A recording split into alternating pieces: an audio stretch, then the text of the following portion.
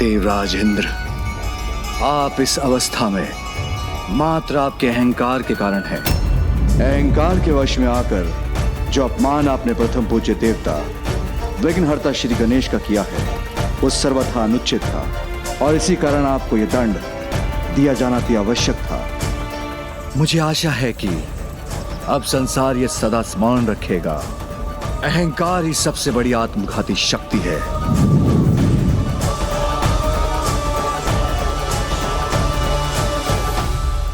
किंतु उस तेज का क्या हुआ जो प्रभु शिव शंकर शंभु के नेत्रों से प्रवाहित हुआ था? ऐसे तेज को अपने भीतर समाहित करने की क्षमता तो मात्र समुद्र देव में ही थी, इसलिए प्रभु ने उसे समुद्र की दिशा में ही भेजा था, जिससे कुछ समय उपरांत जलंधर का जन्म हुआ।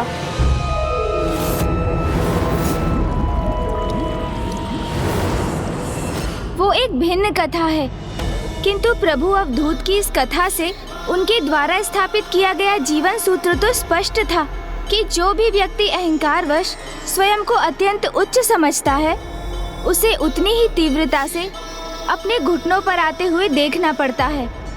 और तब भी यदि कोई अपनी भूल को समझ ना सके तो इसका एक ही अर्थ है कि उसकी आत्मा ही भस्म हो चुकी है और वो व्यक्ति आत्मविहीन, आत्मघाती जीवन व्यतीत कर रहा है। तो आइए अब हम प्रभु अवधूत की स्तुति कर उनके दर्शन की कामना करें। गौरीपुत्र नहीं,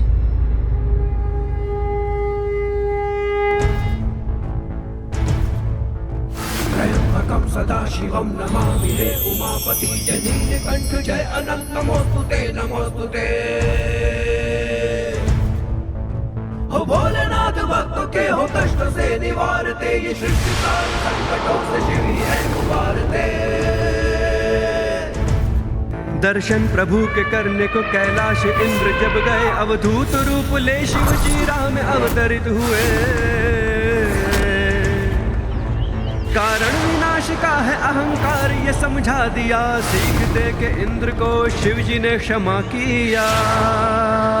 ओम नमः शिवाय, ओम नमः शिवाय, ओम नमः शिवाय, ओम नमः शिवाय, ओम नमः शिवाय, ओम नमः शिवाय, ओम नमः शिवाय, ओम नमः शिवाय।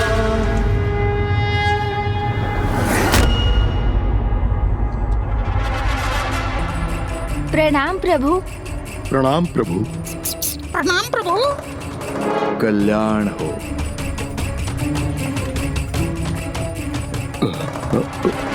नागेंद्रहाराय त्रिलोचनाय भस्मांगरागाय महेश्वराय नित्याय शुद्धाय दिगंबराय तस्मै नकाराय नमः। मैं तो इनकी दृष्टि से प्रभु के आत्मलिंग को छिपा रहा था, किंतु ये तो स्वयं ही प्रभु अवधूत के समक्ष आ गया। सत्य सदैव उजागर हो जाता है लंकेश, वो कभी छिपा नहीं रहता। अहंकारी को उसका अहंकार उसकी वास्तविकता से परिचित कराता है, जिसके परिणाम स्वरूप कुछ ऐसे अहंकारी होते हैं जो उचित सीख प्राप्त कर स्वयं में परिवर्तन ले आते हैं, किंतु कुछ किसी भी सीख को प्राप्त करने में अक्षम रहते हैं और पूर्ण रूप से स्वयं पर अहंकार का प्रभाव होने देते हैं। और शीघ्र आपको भी दोनों में से किसी एक पथ का चुनाव करना होगा लंकेश।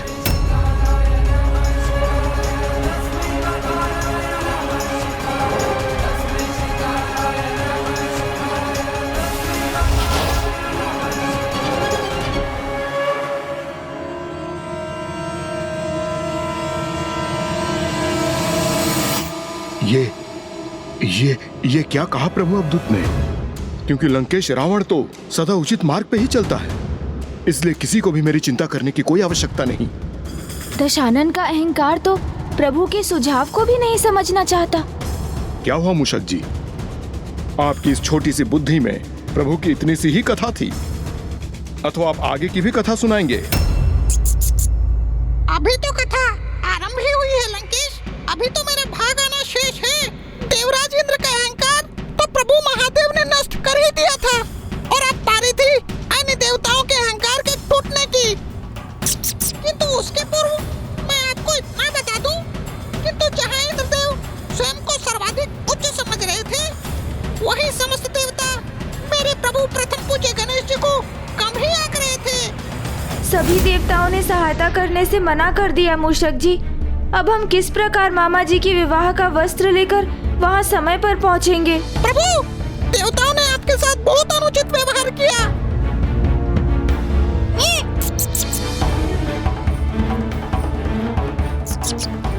इन्होंने मेरे प्रभु का अपमान किया है, इसलिए अब वहाँ पहुँचकर भी न तो किसी को अग्र स्थान प्राप्त होगा और न ही प्रभु श्री हरि नारायण की आराधना आगे बढ़ सकेगी।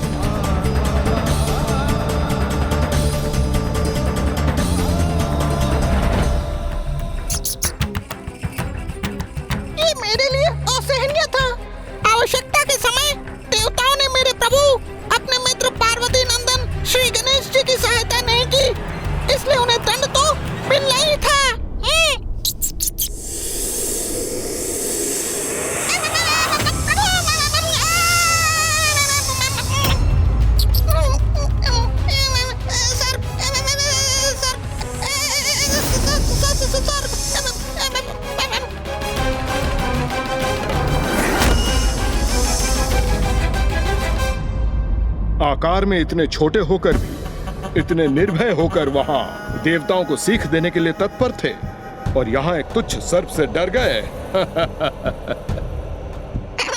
आपने सत्य कहा। मैं तो एक साधारण मूषक ही हूँ लंकेश। मेरे साहस का आधार तो मेरे प्रभु श्री गणेश की कृपा ही है। उनके बिना तो मैं कुछ भी नहीं। तो अवश्य इसके पीछे गौरी पुत्र की ही लीला थी, है ना?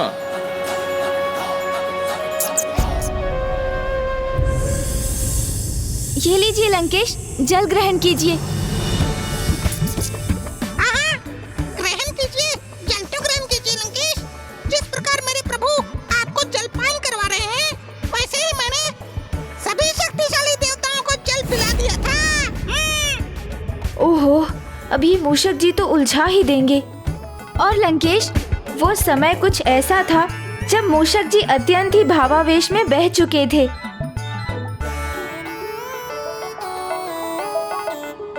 किसी भी सीमा तक जाने के लिए तैयार थे।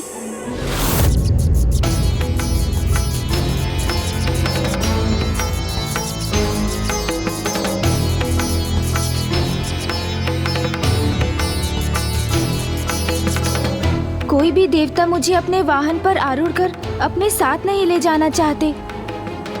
ये मूषक जी अन्य मूषकों के साथ क्या करना चाहते हैं? मेरे प्रभु, अब आपको चिंतित होने की तनिक भी आवश्यकता नहीं, क्योंकि आपका ये मित्र आपका वाहन कुछ भी करेगा, किंतु आपको अवश्य देवताओं के पूर्व वहां पहुंचाएगा।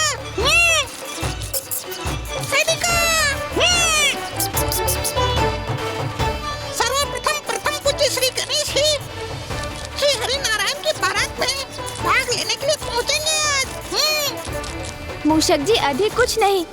मैं तो मात्र इतना चाहता हूँ कि समय रहते मैं ये वस्त्र मामा जी तक पहुँचा सकूं। हे खुरत गणेश, अर्थात जिनका रथ मूषक है, प्रभु आपको आपका ये रथ ये सारथी कदापि निराश नहीं करेगा।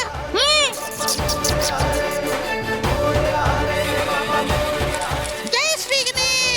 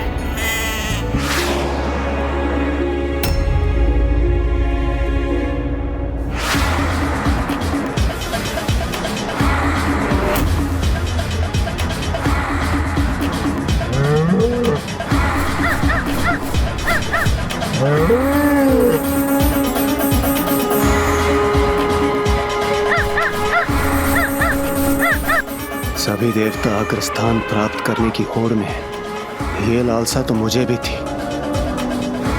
जिस कारण मैंने प्रथम पूज्य गणेश जी को अपने साथ नहीं लिया, जो कि बहुत बड़ी भूल थी।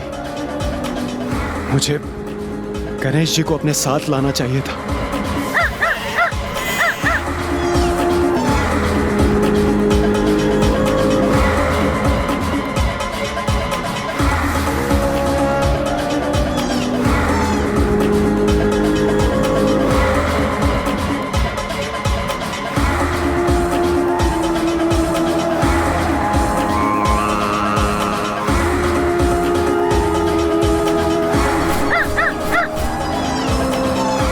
ये तो उचित हुआ जो मैं गणेश जी को अपने साथ लाने पर विवश नहीं हुआ, अन्यथा मैं सभी देवताओं से पिछड़ जाता।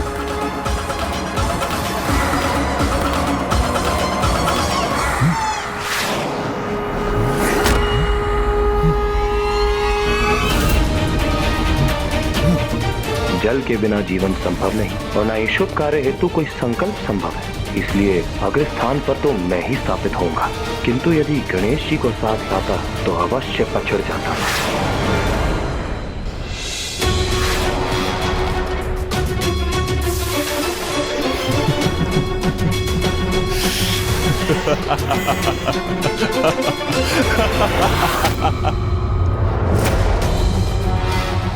चंद्र के बिना रात्रि में प्रकाश नहीं होता, सागर के जल में संतुलन नहीं रहता, इसलिए अग्रस्थान तो मेरा ही होना चाहिए।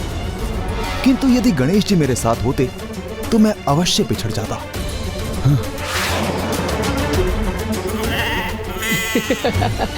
उचित किया मैंने जो गणेश जी को साथ नहीं लाया, अन्यथा सबसे अग्रणी कदापि नहीं रह पाता।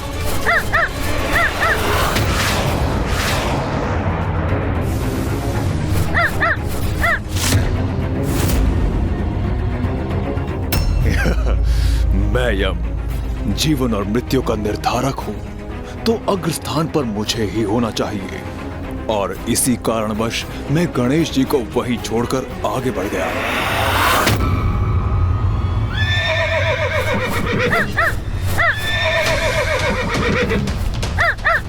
मैं शनिदेव, इसीलिए गणेश जी को देखकर मैंने अपना मार्ग परिवर्तित कर लिया था। सभी के साथ उनके कर्मों के अनुसार न्याय करता हूँ, किंतु यहाँ तो न्याय तभी होगा जब अग्रस्थान मेरा होगा, कि कहीं उनके कारण मैं पीछे न रह जाऊं।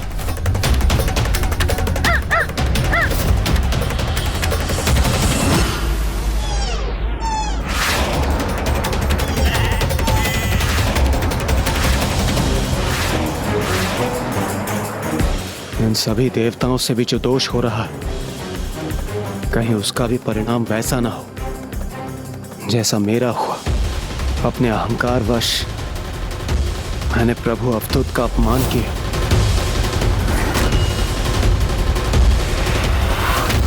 जिस कारण मुझे अपने घुटनों पर आने के लिए विवश होना पड़ा। नहीं, मुझे देवताओं को सावधान करना होगा। रावत,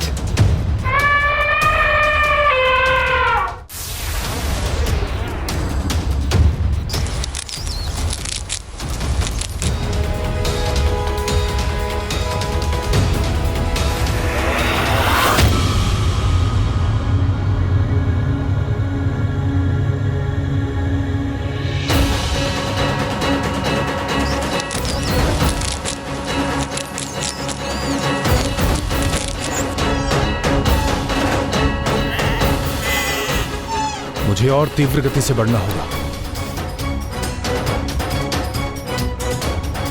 वायुदेव मुझसे आगे रहे, ये उचित नहीं है। मैं अपनी गति और बढ़ा दूंगा।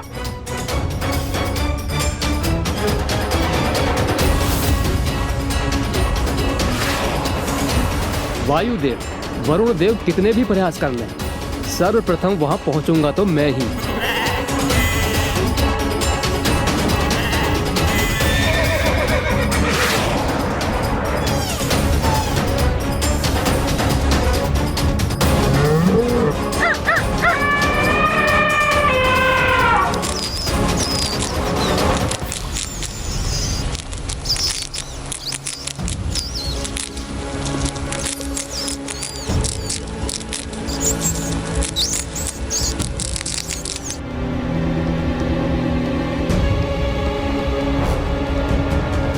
दी। बस एक छलांग और लगाइए तो हम वायुदेव से आगे पहुंच जाएंगे।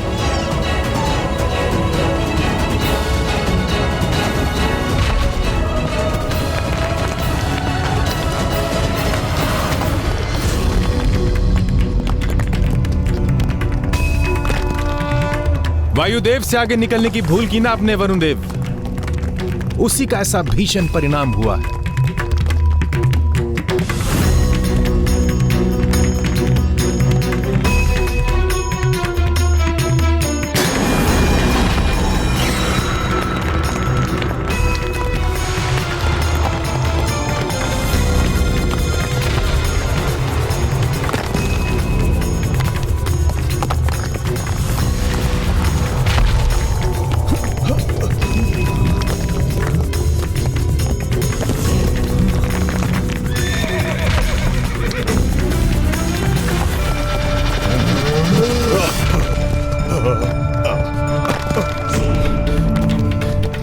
ये क्या? अब तो मेरे आगे की भूमि भी धंसती जा रही है।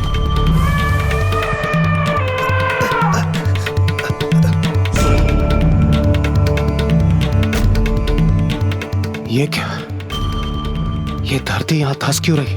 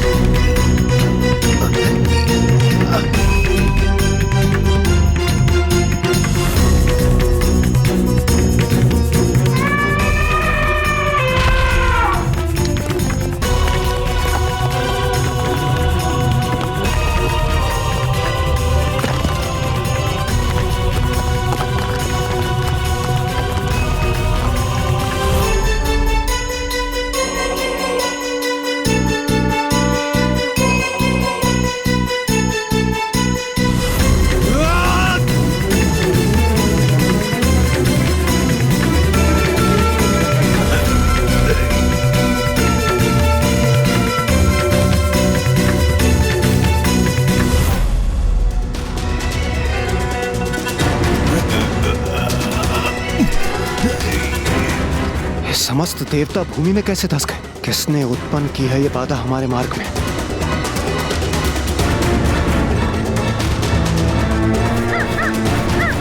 कदाचित आज न्याय होगा और मैं ही पहुंचूंगा सर्वप्रथम प्रभु श्री हरि के निकट।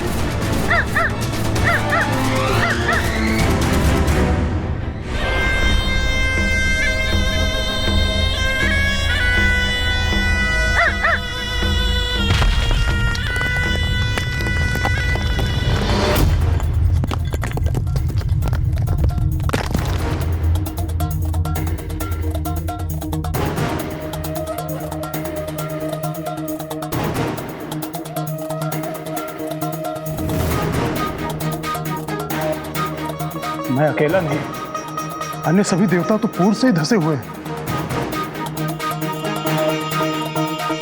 हाँ, और अचानक यहाँ भूमि को क्या हो गया? हम सभी भूमि के भीतर कैसे धंस गए? और हमारे अस्त्र आदि, हमारी संपूर्ण सज्जा, वो कैसे अस्त व्यस्त हो गई?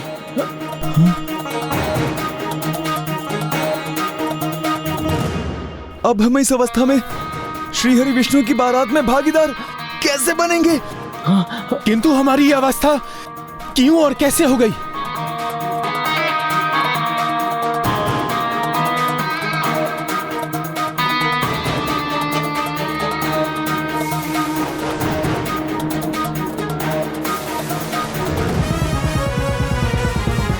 मेरी मूसक सेना ने देवताओं को उचित सीख दे दी है। अब वो कभी मेरे प्रभु का अनादर नहीं करेंगे। अब उन्हें आभास होगा कि प्रथम पूज्य श्री गणेश जी का अनादर करके उन्होंने कितनी भारी भूल की है।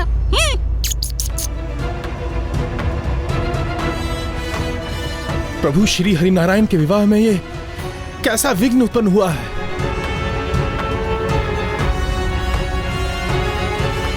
स्वयं को एक दूसरे से अधिक सुंदर प्रदर्शित करने की स्पर्धा में और अग्रस्थान प्राप्त करने की लालसा में हमने इस अग्रस्थान के वास्तविक अधिकारी विघ्नहर्ता प्रथम पूज्य गणेश जी को ही अपने साथ नहीं लिया। हमारे मार्ग में ऐसे विघ्न उत्पन्न होना तो स्वाभाविक ही था। किंतु देवराज इंद्र, यदि गणेश जी पीछे रह गए तो हमारे कारण नहीं, अपितु उनके वाहन की गति के कारण।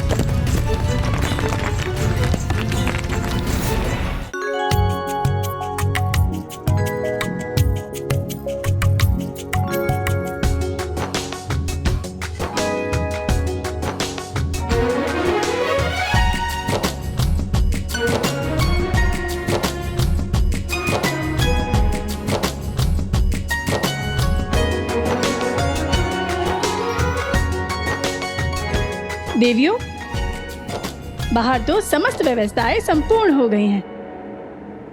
हाँ देवी शची, यहाँ भी सारी व्यवस्था और सज्जा पूर्ण हो चुकी है। अब तो बस मात्र देवी लक्ष्मी का सज्जित होना शेष है। ज्ञात नहीं वो कहाँ है। बारात भी अब पहुँचने ही वाली है। देवी सची, इंद्रदेव तो इंद्रलोक से प्रस्थान कर गए थे ना? देवराज इंद्र, आप भी मुझे अपने वाहन ऐरावत जी पर अपने साथ ले चलिए ना। पार्वती नंदन, आपको अपने साथ ले चलने का स्थान कहाँ है मेरे पास? और वैसे भी देवराज इंद्र हूँ मैं, और मेरा वाहन कोई सार्वजनिक वाहन नहीं है। ऐरावत,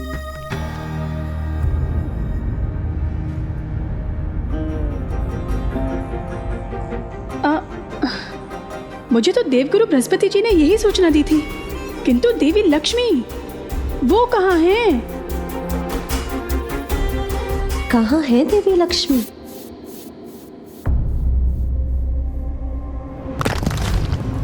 प्रभु श्री हरिनारायण तो अपने रथ पर आरूढ़ नहीं है, तो फिर वो कहाँ है?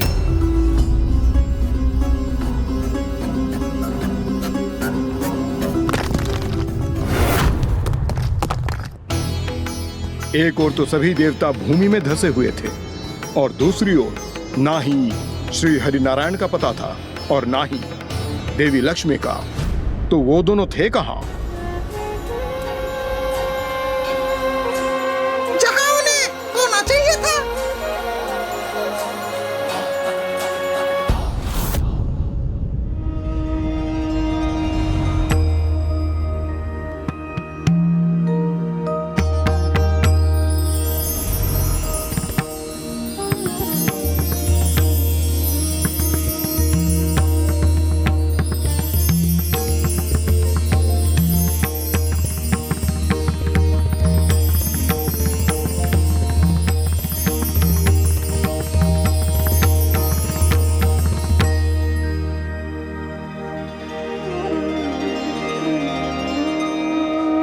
आपका आवाहन और आपकी पूजा किए बिना मैं अपने विवाह हेतु बारात लेकर कैसे प्रस्थान कर सकता हूं?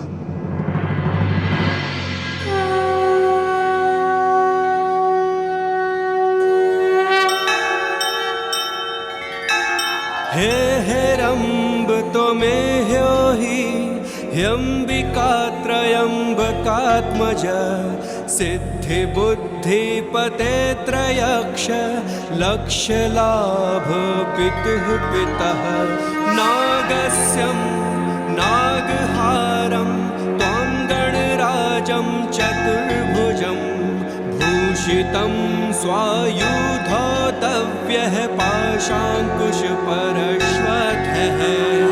आवाहयामि पूजार्थं रक्षार्थं च मम कृतः इहागत्य गृहाण त्वं पूजां यागं च रक्ष मे। श्री हरिनारायण रथ पर आरूढ़ होने के पूर्व प्रथम पूज्य गणेश जी का आवाहन कर रहे हैं। और हम उन्हीं विघ्नहर्ता गणेश को पीछे छोड़ें।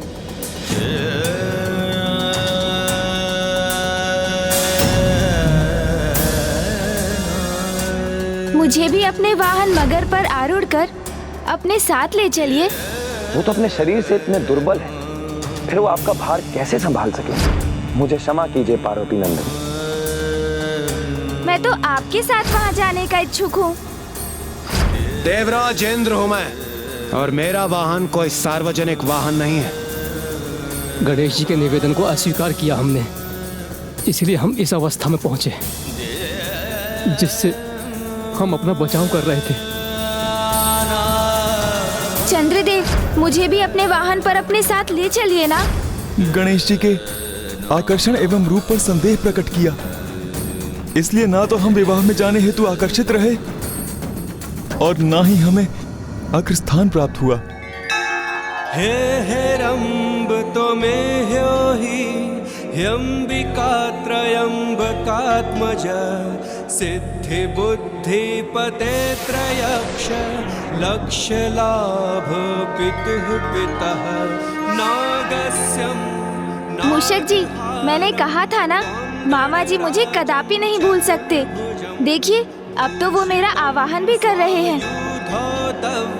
पाशांकुश परश्वतः आवाहयामि पूजार्थम रक्षार्थम च। और वो अकेले ही नहीं, मुझे आभास हो रहा है जैसे माता लक्ष्मी भी आवाहन कर रही है मेरा। पूजाम यागम च रक्ष मे। फिर तो ये एक नवीन चिंता का कारण प्रकट हो गया। क्योंकि प्रभु, एक तो सभी को सद्बुद्धि प्राप्त हो गई है, देवता भी आवाज का आवाहन कर रहे हैं। हे हेरंब तो में ह्योहि। अब इस दुविधा को कैसे सुलझाएंगे आप? कैसी दुविधा मूषक जी? कि सर्वप्रथम आप किसके सम्मुख जाएंगे? वहाँ उलझे हुए देवताओं के, माता लक्ष्मी के, अथवा प्रभु श्री हरि नारायण के? मेरी जिज्ञासा शांत कीजिए ना प्रभु, बताइए ना, किसके सम्मुख जाएंगे आप? पाशांकुश परश्वतः आवाहयामि पूजार्थम रक्षार्थम च मम। सहिताय श्री महागणाधिपतये नमः आवाहयामि स्थापयामि।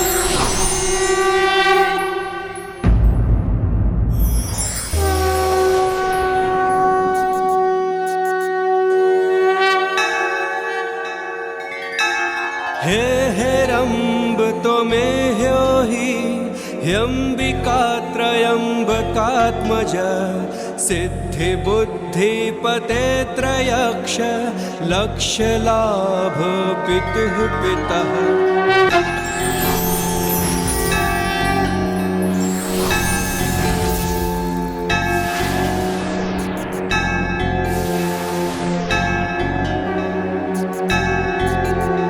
नागस्यं नागहारं त्वां गणराजं चतुर्भुजं भूषितं स्वायुधोतव्यः पाशांकुश परश्वतः आवाहयामि पूजार्थं रक्षार्थं च मम पितः। गृहागत्य गृहाण त्वं पूजां यागं च रक्ष मे। ॐ सिद्धिबुद्धि सहिताय श्री महागणाधिपतये नमः आवाहयामि स्थापयामि।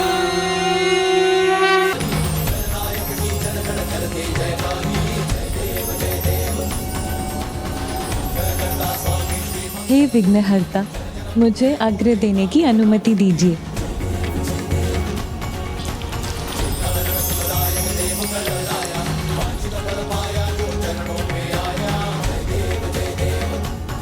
हे प्रभु, मैं आपको आचमनी अर्पित करता हूँ।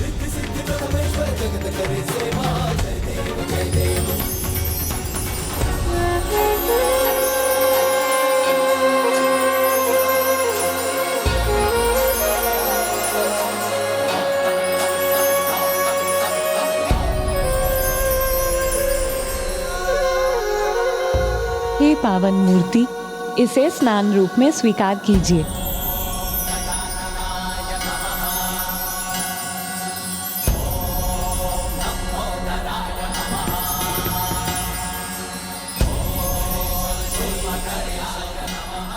हे स्मृति दाता, मैं आपको ये वस्त्र अर्पित करता हूं।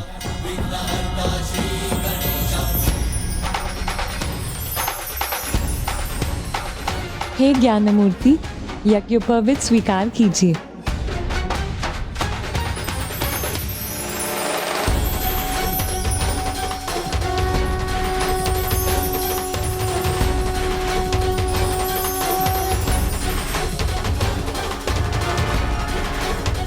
हे श्री गणेश, ये आभूषण ग्रहण कीजिए।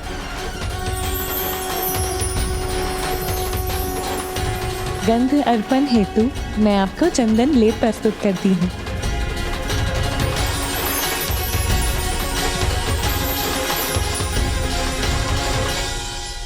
हे विघ्नहर्ता, अब पुष्प, दीप, धूप और नैवेद्य स्वीकार कीजिए।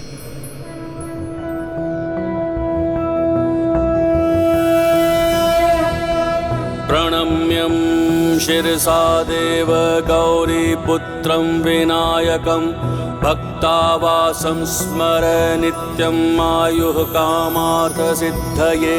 प्रथमं वक्रतुण्डं च एकदन्तं द्वितीयकं तृतीयं कृष्णं पिङ्गाक्षं गजवक्त्रं चतुर्थकं लंबोदरं पंचमं च षष्ठं विकटमेव च सप्तमं विघ्नराजेन्द्रं धूम्रवर्ण तथाष्टकं नवमं भालचन्द्रं च दशमं तु विनायकम् एकादशं गणपतिं द्वादशं तु गजाननं द्वादशैतानि नामानि त्रिसन्ध्ययः पठेन्नरः न चाविघ्नभयं तस्य सर्वासिद्धिकरं प्रभो।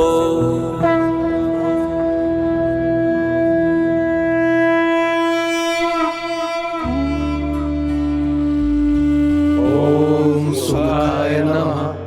ओम गजकर्णाय नमः। ओम कपिलाय नमः। ओम विकटाय नमः। ओम विघ्ननाशाय नमः। ओम विघ्ननाशाय नमः। ओम विघ्ननाशाय नमः। ओम विनायकाय नमः। ओम गजाननाय नमः।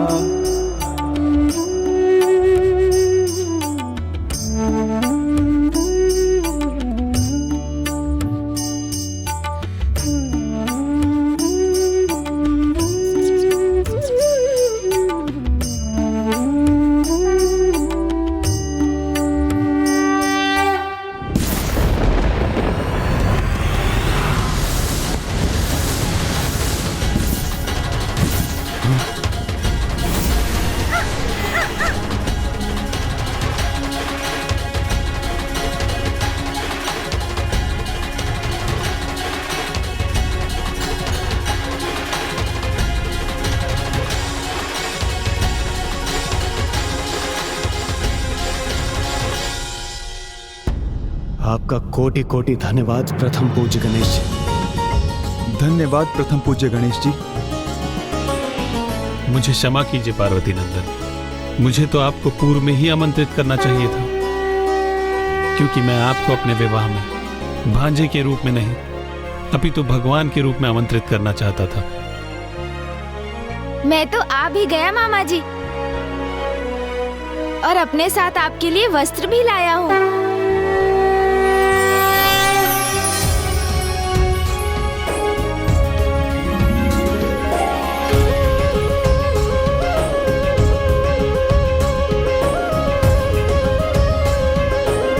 तो यहाँ हैं आप।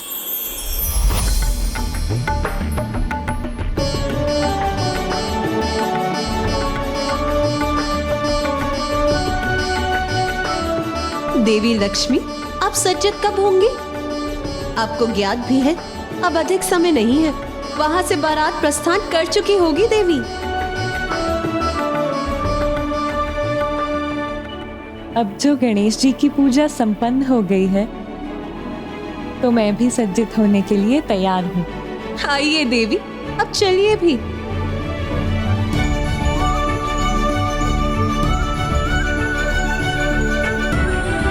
अब मैं ये वस्त्र धारण करके तैयार होता हूँ। उसके उपरांत मेरी बारात यहाँ से प्रस्थान करेगी।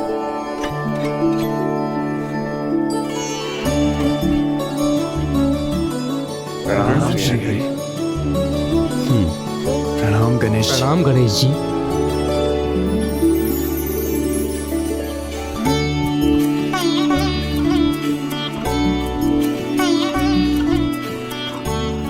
अब तो आप सभी देवता समझ गए होंगे कि मात्र विवाह की विधि में नहीं, अपितु सभी विधियों में सर्वप्रथम स्थान मात्र गणेश का ही है। इसलिए इस पावन विधि का आरंभ करने के पूर्व हमें गणेश का आवाहन, उसकी पूजा और द्वादश नामावली से ही। श्री हरिनारायण ने प्रभु गणेश जी को अग्रस्थान प्रदान किया और संसार को उनकी द्वादश नामावली का महत्व भी समझाया कि किस प्रकार उनकी नामावली का पाठ करने से किसी भी कार्य में शुभता आती है। इतना ही नहीं, इसके उपरांत प्रभु की बारात एक नवीन ऊर्जा के साथ आरंभ हुई और प्रभु गणेश जी को तो प्रभु श्री हरिनारायण के रथ पर भी अग्रस्थान प्राप्त था।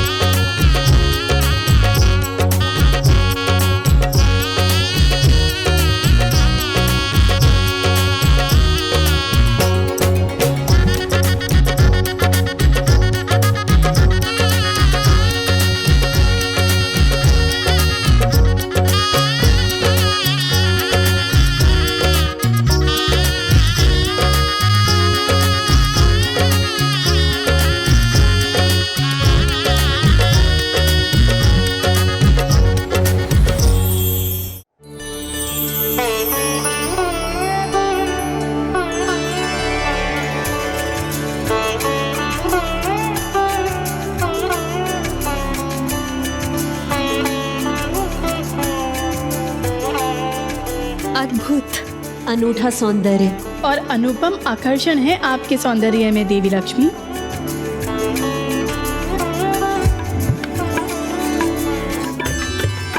बारात आ गई और फिर प्रभु श्री हरिनारायण और माता लक्ष्मी का विवाह बड़ी धूमधाम से आरंभ हुआ और उस विवाह समारोह में कदाचित मेरे प्रभु गणेश जी सर्वाधिक आकर्षक प्रतीत हो रहे थे, इसलिए सभी का ध्यान मात्र मेरे प्रभु गणेश जी पर ही था।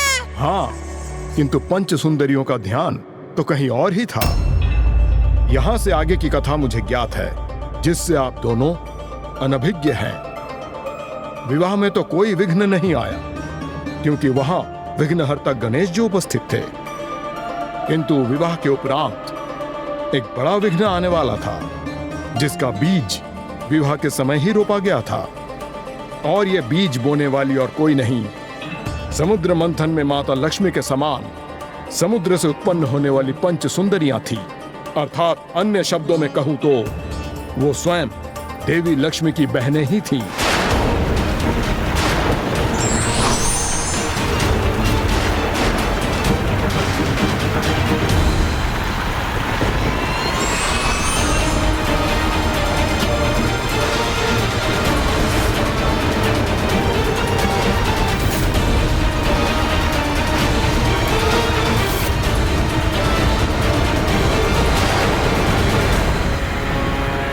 ऐसा अद्वितीय व्यक्तित्व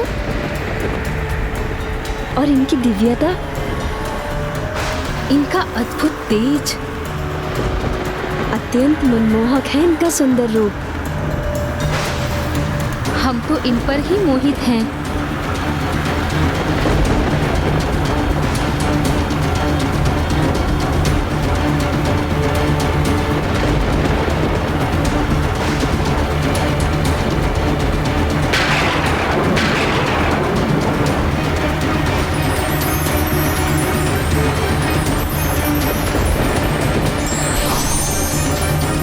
किंतु मुझे इस कथा का ये भाग ज्ञात नहीं।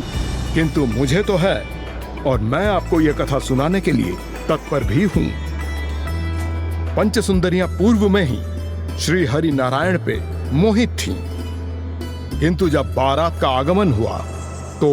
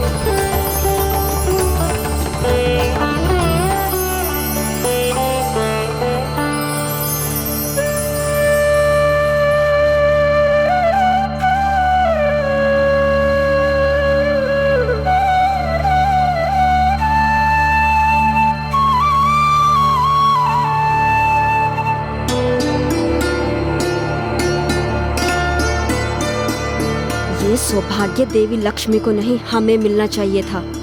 अन्याय हुआ है हमारे साथ, कदाचित ये अपमान है हमारा।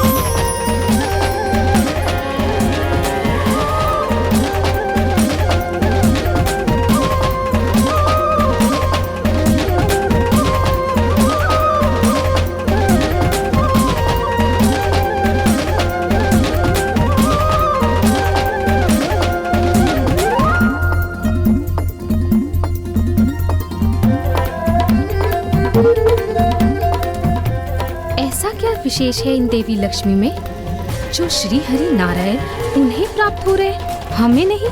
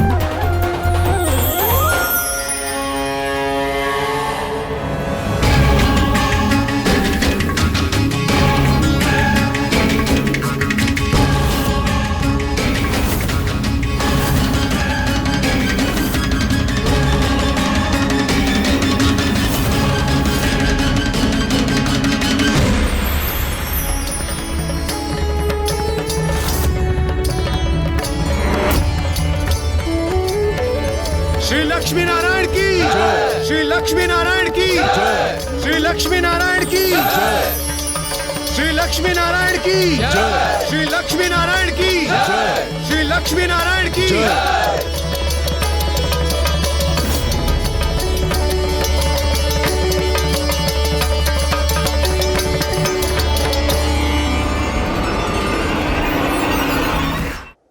कितना अद्भुत पल था वो, जब प्रभु और माता पुनः लक्ष्मी नारायण रूप में एक साथ आए और वो पंच सुंदरियां उस अनूठे दृश्य को छोड़कर वहां से प्रस्थान कर गईं।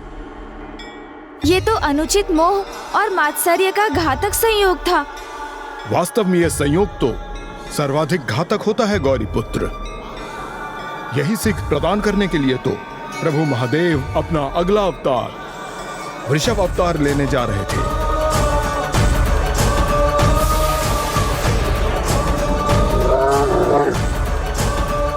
अर्थात प्रभु महादेव ने अपना अगला अवतार जगत को ये सीख देने के लिए लिया था कि जब मोह सीमा से अधिक बढ़ जाता है तो वो मात्सर्य को जन्म देता है और मात्सर्य विनाश को। इसलिए उचित तो यही है कि मोह को उसके पूर्व ही त्याग दिया जाए। किंतु पंच सुंदरियां तो पूर्व में ही मोह से मात्सर्य को जन्म दे चुकी थी। श्री लक्ष्मी नारायण की जय। श्री लक्ष्मी नारायण की जय। श्री लक्ष्मी नारायण की जय। श्री लक्ष्मी नारायण की जय। श्री लक्ष्मी नारायण की जय। श्री लक्ष्मी नारायण की जय। श्री लक्ष्मी नारायण की जय। श्री लक्ष्मी नारायण की जय।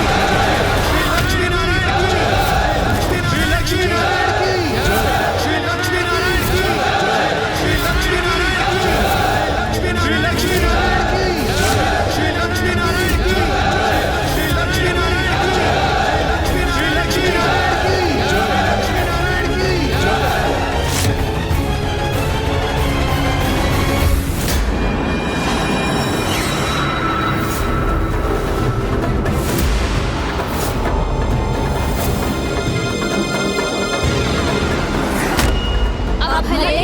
कुछ भी गुनाह न करना पड़े, हम प्रण नहीं हैं। श्री हरि नारायण देवी लक्ष्मी को भूलकर हमारे हो जाएंगे। हम श्री हरि नारायण को विवश कर देंगे। हम श्री हरि नारायण को विवश कर देंगे। हम श्री हरि नारायण को विवश कर देंगे।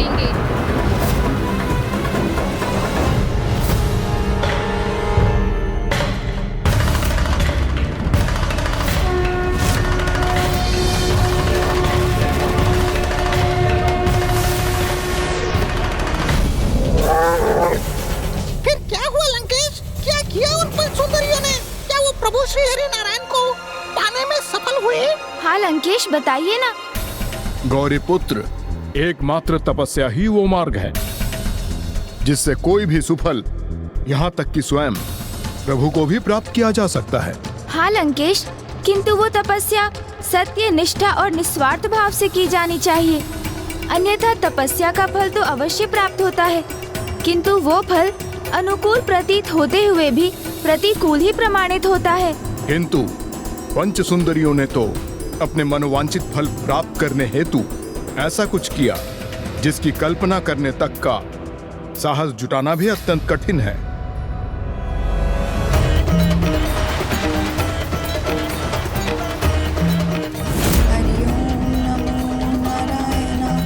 हरि ओम नमो नारायण, हरि ओम नमो नारायण, हरि ओम नमो नारायण, हरि ओम नमो नारायण, हरि ओम नमो नारायण। समय बीतता गया। सर्वप्रथम दिवस, फिर कुछ माह बीते, किंतु वो पांचों उसी प्रकार जल में स्थित रहकर निरंतर अपनी तपस्या में लीन रही और उन सहस्त्र छोटी मीन का आहार बनती रही। हरि ओम नमो नारायण, हरि ओम नमो नारायण, हरि ओम नमो नारायण, हरि ओम नमो नारायण। जब एक और अत्यंत बड़ा संकट उनकी ओर बढ़ने लगा। हरि ओम नमो नारायण, हरि ओम नमो नारायण, हरि ओम नमो नारायण, हरि ओम नमो नारायण, हरि ओम नमो नारायण, हरि ओम नमो नारायण, हरि ओम नमो नारायण, हरि ओम नमो नारायण, हरि ओम नमो नारायण, हरि ओम नमो नारायण, हरि ओम नमो नारायण, हरि ओम नमो नारायण, हरि ओम नमो नारायण।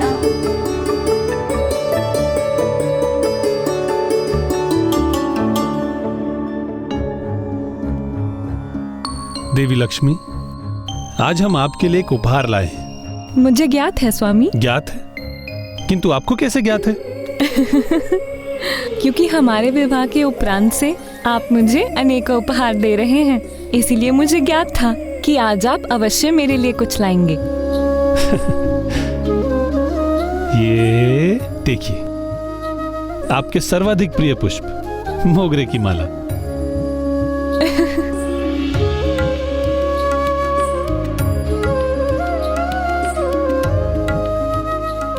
और मैं भी आपके सर्वाधिक प्रिय पारिजात पुष्पों की माला लाई हूँ आपके लिए। धन्यवाद प्रिय।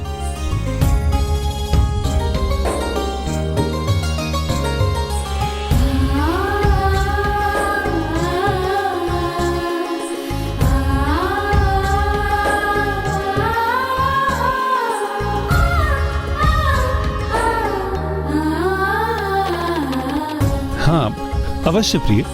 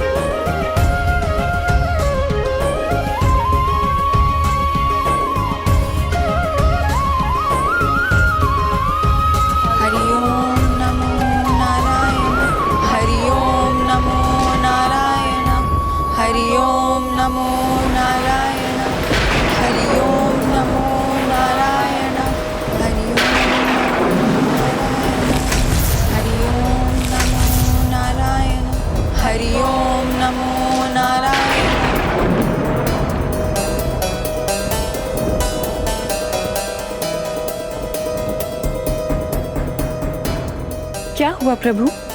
क्या आपका कोई संकट का आभास हो रहा है? नहीं देवी लक्ष्मी, संकट तो नहीं, ये तो मात्र कुछ भक्तों की तपस्या का प्रभाव। इसमें आपके भक्तों का कोई दोष नहीं है। जगत के पालनहार श्री हरि नारायण के दर्शन सरलता से कहाँ प्राप्त होते हैं। अब मुझे ही देख लीजिए, आपका सानिध्य प्राप्त होने के लिए मैंने आपकी तपस्या की और समुद्र मंथन की प्रतीक्षा भी की। अब तो मेरी एकमात्र कामना सदैव आपके साथ रहने की है।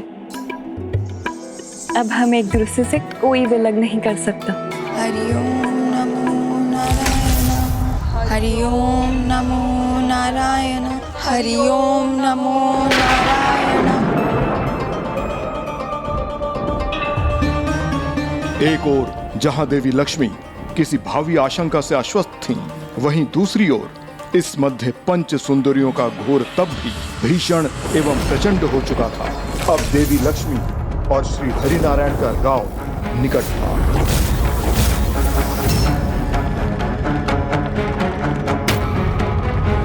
नमो नारायण हरिओम नमो नारायण हरिओम नमो नारायण हरिओम नमो नारायण।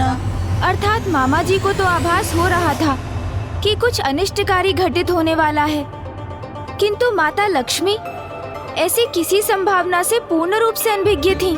हाँ गौरी पुत्र, देवी लक्ष्मी तो इस विचार से निश्चिंत थी कि अब उनके श्री हरि नारायण को उनसे दूर कोई नहीं कर सकता, किंतु उन्हें कहां ज्ञात था कि एक महाकपट योजना का भी आरंभ हो चुका था, क्योंकि जैसे जैसे समय बीतता गया पंच सुंदरियों की तपस्या और भी उच्च स्तर पर पहुंचने लगी। उनकी संयुक्त तपोशक्ति अब विकराल रूप लेने लगी।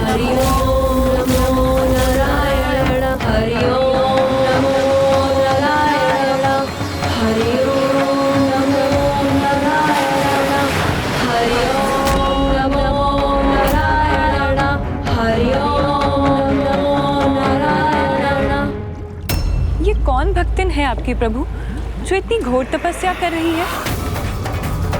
हरि ओम नमो नारायण हरि ओम नमो नारायण हरि ओम नमो नारायण।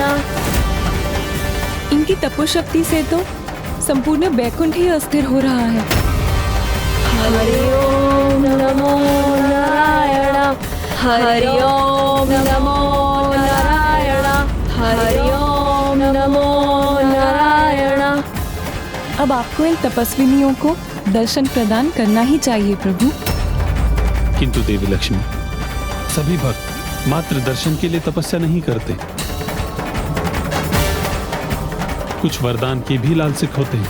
तो फिर इसमें अनुचित क्या है प्रभु? वैसे भी आप दया निधान हैं, करुणामयी हैं, तो फिर आप उन्हें उनके मनोवांछित वरदान क्यों प्रदान नहीं कर देते? पूर्ण कर दीजिए इतनी कठोर तप करने वाली भक्तिनियों की मनोकामना।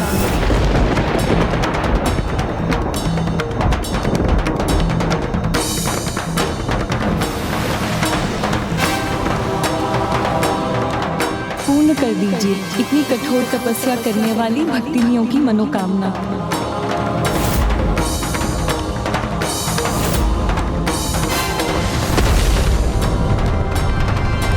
ये तो उनकी तपोशक्ति के परिणाम का ही उदाहरण है प्रभु।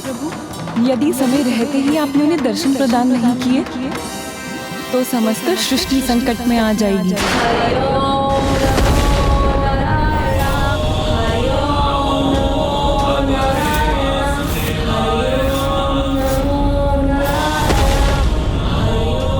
जाइए प्रभु, उन्हें उनके तप के फल स्वरूप वरदान प्रदान कीजिए, पूर्ण कर दीजिए उनकी मनोकामनाएं।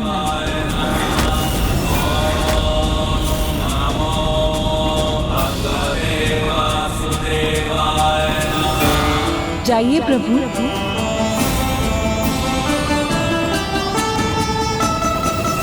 प्रिय, आपको ज्ञात नहीं है कि आप मुझे कहाँ जाने के लिए कह रही हैं और वहाँ पहुँचने के पश्चात परिणाम क्या होगा? मुझे ज्ञात है प्रभु, किंतु यदि उनकी तपोशक्ति का प्रभाव न रुका तो समस्त सृष्टि भवंडर में समाहित हो जाएगी।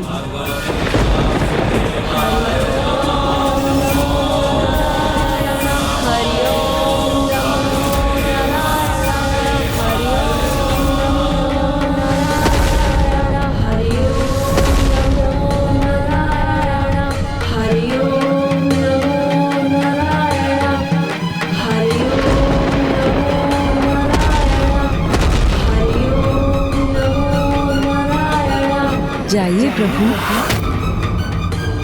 जाइए प्रभु।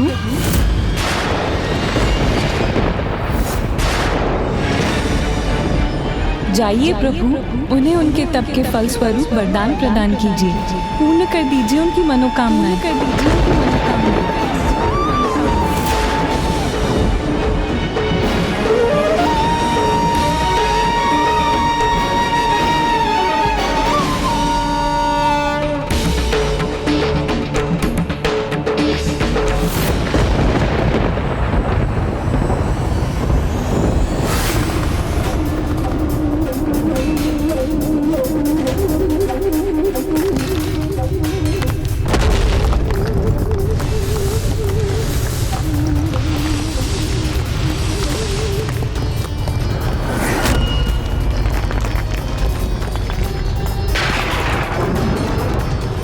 कैसी भयावनी ध्वनि है ये, जैसे कैलाश भी कंपित हो उठा है।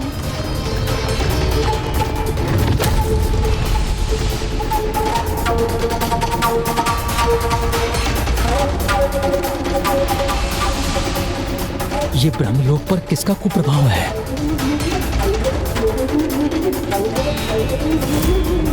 जाइए प्रभु, उन्हें उनके तप के फल स्वरूप वरदान प्रदान कीजिए, पूर्ण कर दीजिए उनकी मनोकामनाएं।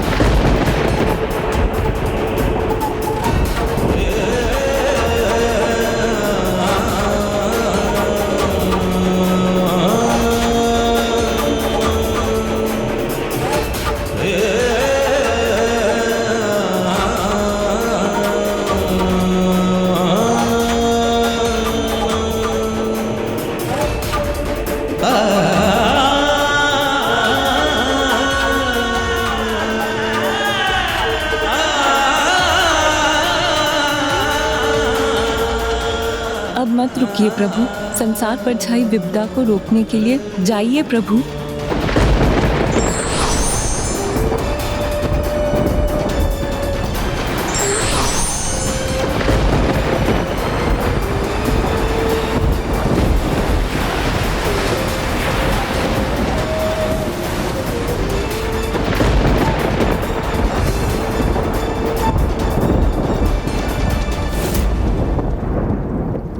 देवी लक्ष्मी को तो धीरज धारण कर सर्वप्रथम नारायण को अपनी बात कहने का पूर्ण अवसर प्रदान करना चाहिए था, और उसके उपरांत ही स्वयं कुछ कहना चाहिए था, क्योंकि संकट का आभास हो तो बहुत धैर्य और सावधानी से कहने, सुनने और विचार करने के बाद ही किसी समाधान की ओर बढ़ना चाहिए। अन्यथा स्वयं भूल करने के साथ हम अपने अन्य प्रियजनों और सहयोगियों को भी अनुचित दिशा निर्देश देने की भूल कर बैठते हैं। किंतु यहाँ तो जगत कल्याण के प्रति माता की निष्ठा और परोपकार की भावना के कारण ही तो उन्होंने ऐसा कहा था। आपने उचित कहा गौरी पुत्र। दुर्भाग्यवश जिस प्रकार धनुष से छूटे बाण को लौटाना असंभव होता है, वैसे ही जीवा से निकले शब्द लौटाए नहीं जा सकते। माता के शब्दों के परिणाम स्वरूप नारायण तो सागर की ओर प्रस्थान कर चुके थे, और फिर वही हुआ जो कदापि नहीं होना चाहिए था।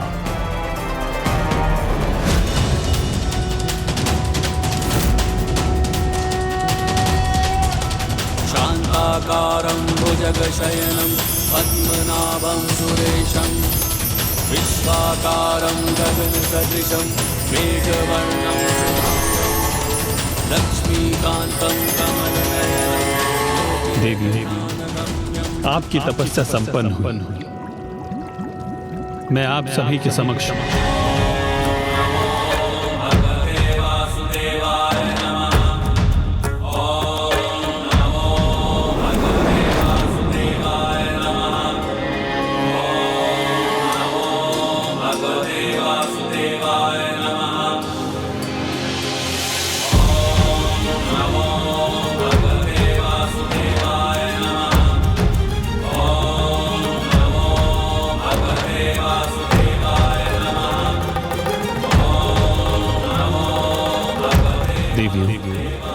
आप सभी की कठोर तपस्या पूर्ण हुई।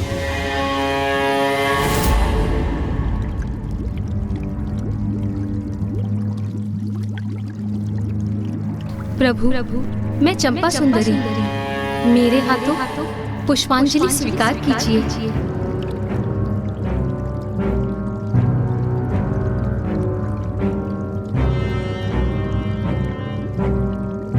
लता सुंदरी का प्रणाम स्वीकार कीजिए प्रभु।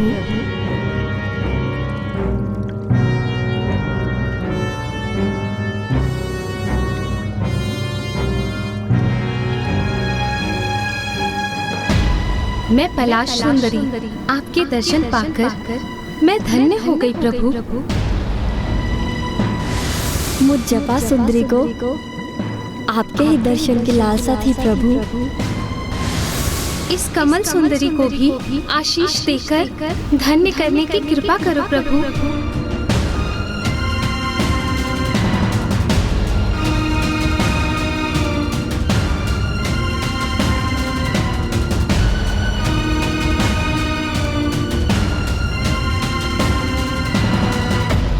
आप सभी का कल्याण हो। मैं आप पांचों की तपस्या से अत्यंत प्रसन्न हूं। हे महातेजस्वी अति मनोहर प्रभु, आपके दर्शन तो हमें सर्वाधिक सुख प्रदान करते हैं, तो आप हमारी एक ही इच्छा पूर्ण करने का वरदान दीजिए। प्रभु, हम सभी की तो यही इच्छा है कि आप हमारे ही हो जाए, कि आप हमारे ही हो जाए।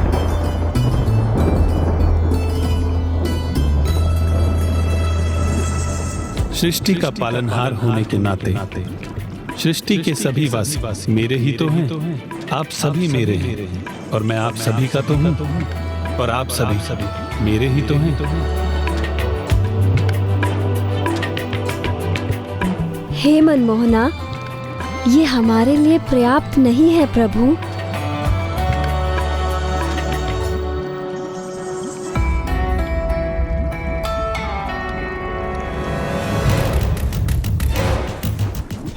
हम आपके साथ भक्त और भगवान के संबंध की परिधि से आगे एक विशेष संबंध स्थापित करना चाहते हैं। एक ऐसा विशेष संबंध चाहिए हमें जो परस्पर प्रेम और श्रद्धा पर आधारित हो। हमें परस्पर आकर्षण और अनुराग पर आधारित बंधन चाहिए। हमें वो संबंध चाहिए प्रभु जिससे जगत हमें आपके अर्धांगिनियों के रूप में स्वीकार करे, जिससे जगत हमें आपके अर्धांगिनियों के रूप में स्वीकार करे।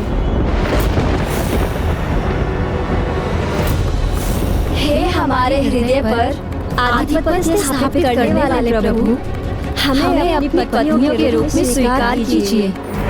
हमारे साथ यही इस सागर तल के नीचे पाताल में वास कीजिए। सभी से संबंध विच्छेद कर लीजिए, जिससे कोई भी आपको यहाँ ढूंढने में समर्थ ना हो सके।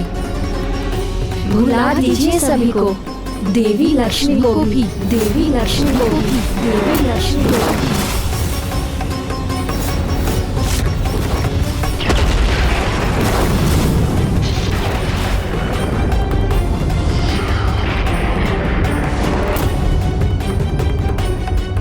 मैं कब से प्रभु की प्रतीक्षा कर रही हूँ, वो अभी तक लौटे क्यों नहीं?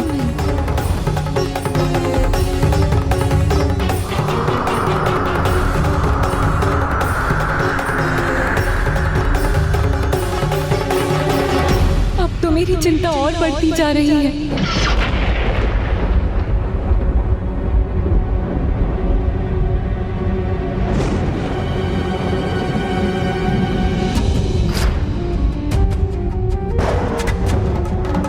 हे प्रभु, हमें तो आपके वरदान और उपकार स्वरूप बस इतना ही चाहिए कि आप हमें अपनी अर्धांगिनी के रूप में स्वीकार कीजिए।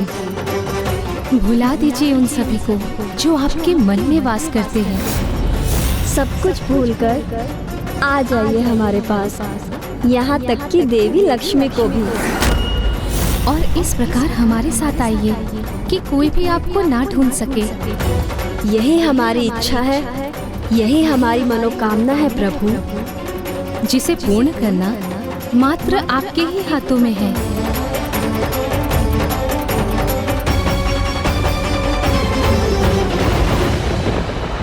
उन्हें उनका मनोवांछित वरदान प्रदान कर दीजिए। पूर्ण कर दीजिए इतनी कठोर तपस्या करने वाली भक्तिनों की मनोकामना।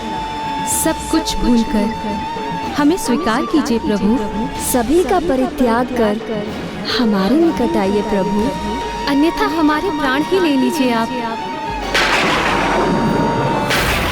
जाइए प्रभु, यही हमारी इच्छा है, यही हमारी मनोकामना है प्रभु। पूर्ण कर लीजिए इतनी कठोर तपस्या करने वाली भक्तिनों की मनोकामना।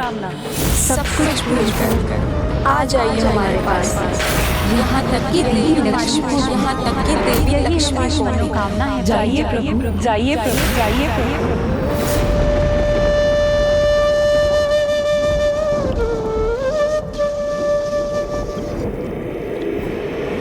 तथास्तु, तथास्तु, तथास्तु, तथास्तु।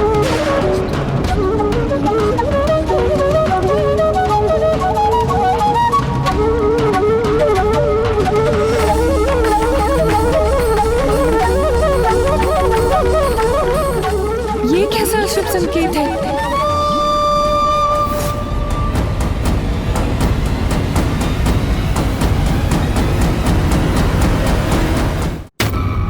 जैसे नारायण ने उन पंच सुंदरियों को तथास्तु कहकर उनका मनवांछित वरदान प्रदान किया, तो सर्वप्रथम उनके मन से देवी लक्ष्मी की स्मृतियां मिटने लगी।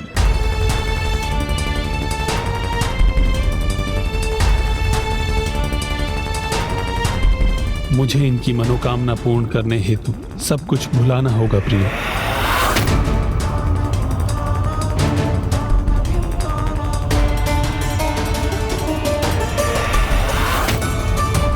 और मात्र देवी लक्ष्मी की ही नहीं, किंतु जिनसे भी नारायण का कोई भी संबंध था, उन सभी की स्मृतियां उनके मन से मिटने लगी थी। यहां तक कि नारायण के आराध्य प्रभु शिव शंकर शंभु की स्मृति भी।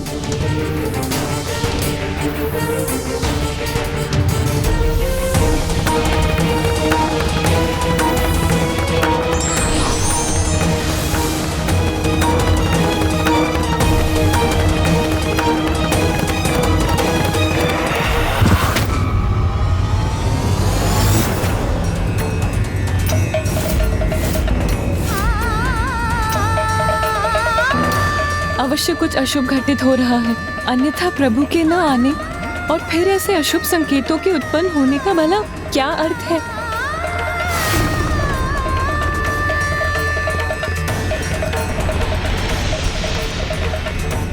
और जब सभी स्मृतियां मिट गई, तो मात्र वो पंच सुंदरियां ही नारायण की स्मृतियों में शेष रह गई। इस प्रकार पूर्ण विचार के उपरांत योजना अनुसार वरदान मांगा था उन पंच सुंदरियों ने कि जो सदैव सभी को छलते हैं, उन्हीं नारायण को छल लिया उन्होंने।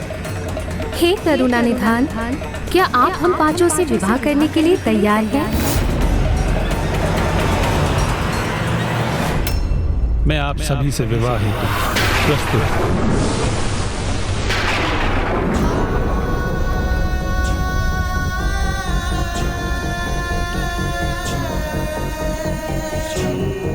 स्वामी द्वारा प्रदान की गई पुष्प की माला भी टूट गई। ये क्या हो रहा है? निरंतर ऐसे अशुभ संकेत क्यों प्रकट हो रहे हैं? स्वामी अभी तक क्यों नहीं लौटे?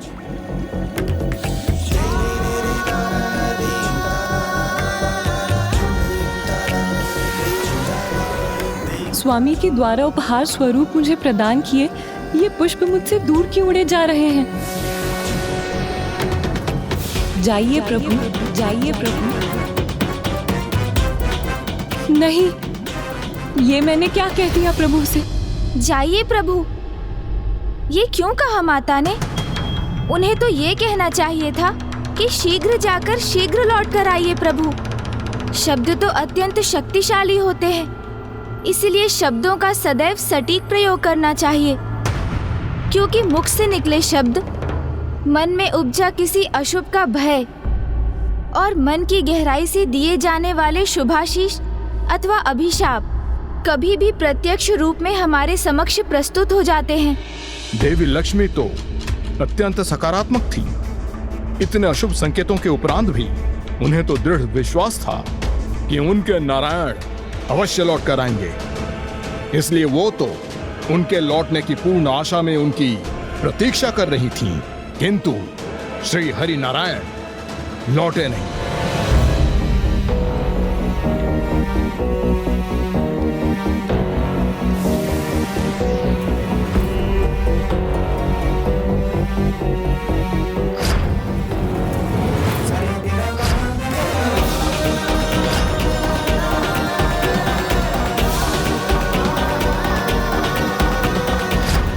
प्रभु प्रभु आप लौट आए। नहीं, प्रभु तो अभी भी नहीं आए। मुझे ज्ञात है कि अपने भक्तों को दिए वरदान के कारण ही आप कहीं स्थित होने पे विवश हुए हैं, किंतु मुझे पूर्ण विश्वास है कि आप शीघ्र ही मेरे निकट लौट आएंगे। मेरा साथ प्राप्त करने हेतु आपने मंदार पर्वत के भार को अपने पिष्ट पर सहा था। मुझे अपने निकट लौटाने के लिए हर संभव प्रयास किया आपने, और अभी भी आप मुझसे दूर कदापि नहीं रह सकेंगे। इसीलिए आप अवश्य लौटेंगे प्रभु, मेरे अपनी अर्धांगिनी के निकट। देवी लक्ष्मी तो इस विश्वास के साथ प्रतीक्षा में थीं कि प्रभु अवश्य लौटेंगे, किंतु नारायण की अनुपस्थिति का कुप्रभाव देवताओं और समस्त सृष्टि के लिए चिंता का विषय बन गया था। हाँ लंकेश, पालनहार प्रभु श्री नारायण के बिना तो संपूर्ण सृष्टि के पालन में अवरोध अवश्य उत्पन्न हुआ होगा।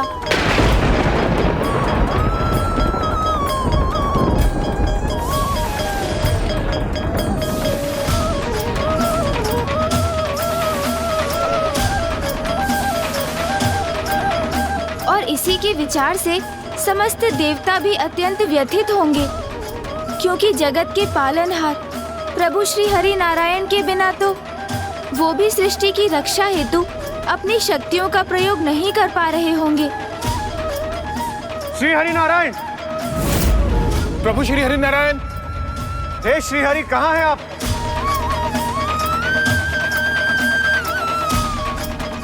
आपने सर्वथा उचित कहा गौरी पुत्र, किंतु सृष्टि देवता और देवी लक्ष्मी की ही नहीं, अपितु मेरे प्रभु शिव शंकर शंभु भोलेनाथ को भी नारायण की अनुपस्थिति का आभास होने लगा था।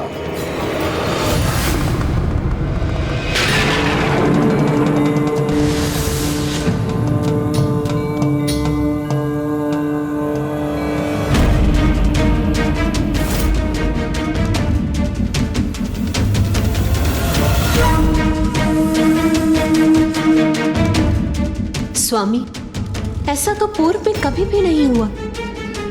फलित होने वाले वृक्ष भी अपने पत्र खो रहे हैं। स्वामी, ऐसा प्रतीत हो रहा है जैसे सृष्टि के पालन का क्रियाकलाप सुचारू रूप से नहीं हो रहा है।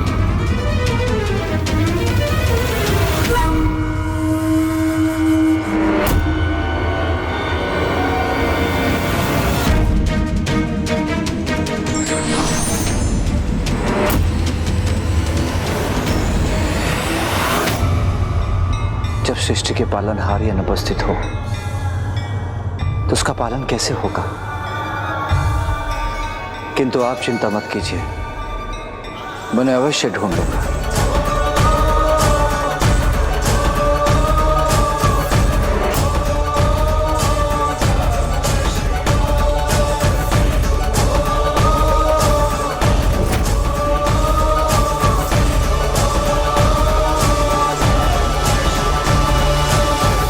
और प्रभु तत्काल नारायण को ढूंढने के लिए प्रस्थान कर गए। एक ओर तो नारायण की अनुपस्थिति अपार कष्ट का कारण बन रही थी, तो दूसरी ओर पंच सुंदरियां उन्हें पाकर भी अपनी चिंता से मुक्त नहीं हुई थीं। वो तो इसीलिए भय और संशय भरा जीवन व्यतीत कर रही थीं कि कहीं एक दिवस उनके नारायण उनका त्याग कर पाताल से प्रस्थान न कर जाएं। जब हम किसी को अनुचित उपाय से प्राप्त करते हैं तो उन्हें खोने का भय तो सदैव हमारे साथ रहता है। हाँ गौरी पुत्र, किंतु उन पांचों का नारायण के प्रति मोह और देवी लक्ष्मी के प्रति ईर्ष्या का भाव इतना अधिक दृढ़ था कि उन्होंने आपके मामा जी को एक अन्य बंधन में बांधने का निर्णय ले लिया, जिससे वो भूलकर भी देवी लक्ष्मी के निकट लौटने में असमर्थ हो जाए।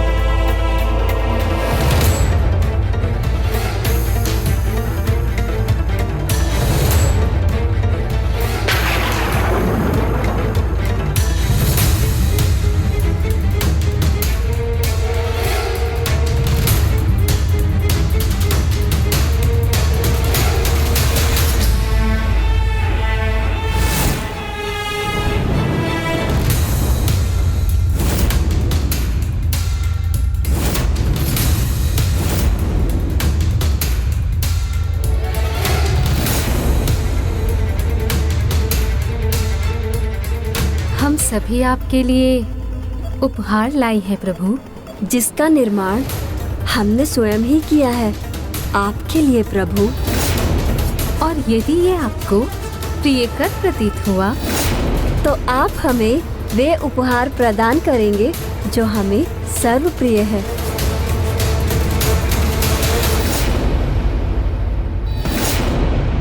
किंतु आप ये तो बताइए कि आप मेरे लिए उपहार क्या लाई हैं? अवश्य प्रभु, किंतु उससे पूर्व आपको हमें वचन देना होगा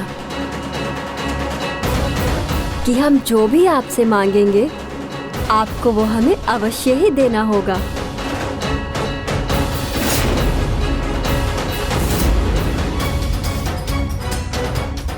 उचित है, मैं वचन देता हूं।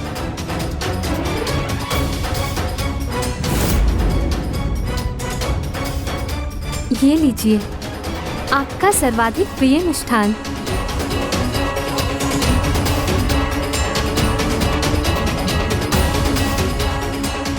एक अत्यंत विशेष पीला ओढ़ना।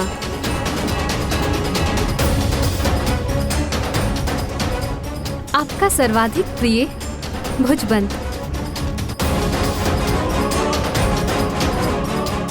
आपका सर्वाधिक प्रिय बहुमूल्य नगों से उत्पन्न इस कलात्मक आभूषण को स्वीकार कीजिए प्रभु।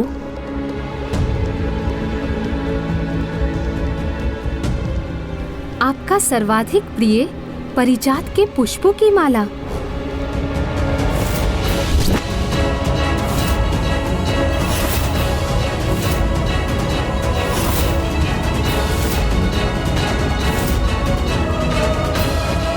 हे प्रभु, हमने जो उपहार आपको प्रस्तुत किए हैं क्या वो आपको भा रहे हैं? हाँ, बहुत ही भाव रहे हैं। आपका सर्वाधिक प्रिय प्रभु।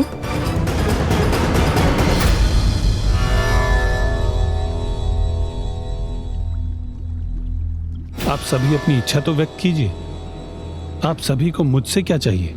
संतान, संतान, संतान।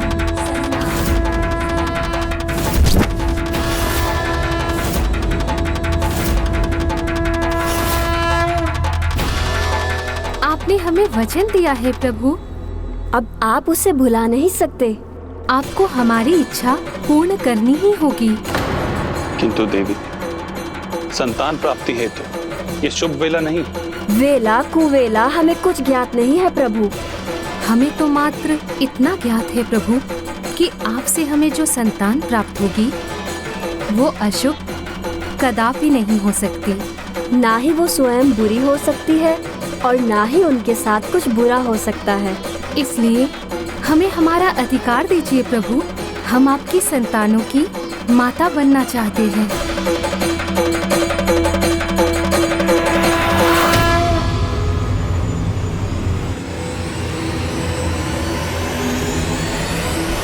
फिर क्या हुआ लंकेश? विवश होकर श्री हरि नारायण को इन पंच सुंदरियों के हट के समक्ष झुकना ही पड़ा। माता लक्ष्मी ने प्रभु के वचन नहीं सुने और उन्हें वियोग के कष्ट का सामना करना पड़ा। और पंच सुंदरियों ने श्री हरि नारायण को अनसुना किया तो उन्हें नारायण अंश से संतानों की प्राप्ति तो हुई, किंतु शांताकारं भुजगशयनं पद्मनाभं सुरेशं आकारं गगनसदृशं मेघवर्णं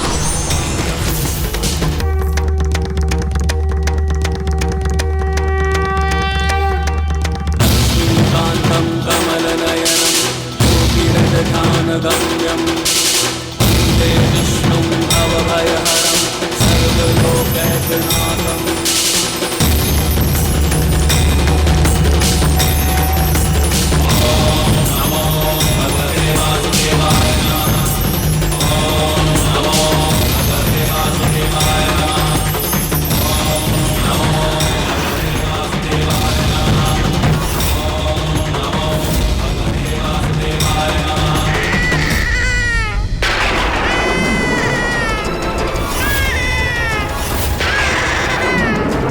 शिशु के रुदन का स्वर क्यों और कहां से आ रहा है अकस्मात? क्या हो रहा है ये? अब मेरे लिए आपकी प्रतीक्षा करना कठिन है स्वामी, लौट आइए।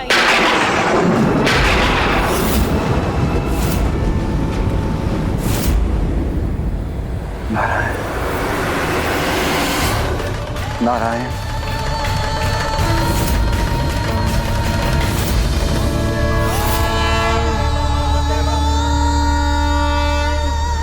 तब एक ओर प्रभु शिव शंकर शंभु उन्हें ढूंढने में असमर्थ हो रहे थे और दूसरी ओर देवी लक्ष्मी के धैर्य का बांध टूटने पर वो भी ये समझने में असमर्थ हो रही थी कि वो अब करें तो क्या करें।